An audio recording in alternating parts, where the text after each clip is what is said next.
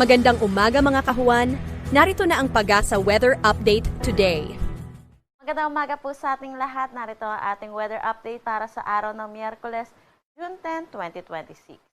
Bahagyang humina yung epekto ng southwest monsoon at dito na lamang ito umiiral sa western section ng northern Luzon. Kaya wala tayong inaasahan na malawakang pag-ulan sa malaking bahagi ng ating bansa.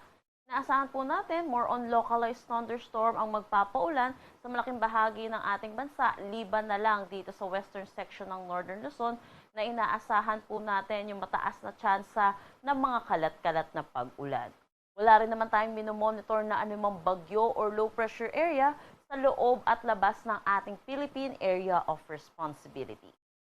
Para sa magiging panahon natin ngayong araw dito sa Luzon, inaasahan din natin dulot ng habagat, makakaranas ng mataas na tsansa ng mga kalat-kalat na pag-ulan dito sa buong Ilocos Region, Batanes at Babuyan Islands. Samantala, para naman sa Metro Manila at nalalabing bahagi ng Luzon, asahan natin ang maaliwalas na panahon. Pero yun din po, asahan din natin yung init at alinsangan, lalo na sa tanghali hanggang hapon na may mataas na tsansa ng mga localized thunderstorm, lalo na sa hapon at sa gabi.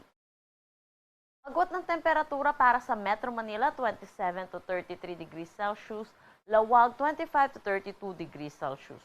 For Tuguegarao, asahan natin ng 26 to 36 degrees Celsius, Baguio 17 to 24 degrees Celsius, Tagaytay 24 to 33 degrees Celsius at Legazpi 25 to 32 degrees Celsius. Ngayon din dito sa may Palawan, buong Visayas at Mindanao, maaliwalas na panahon din ang ating aasahan. Pero asahan din po natin yung mataas na tsansa ng mga localized thunderstorm pagdating sa hapon at sa gabi.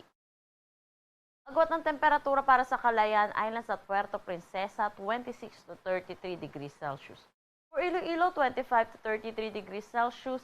Cebu at Tacloban, 27 to 33 degrees Celsius.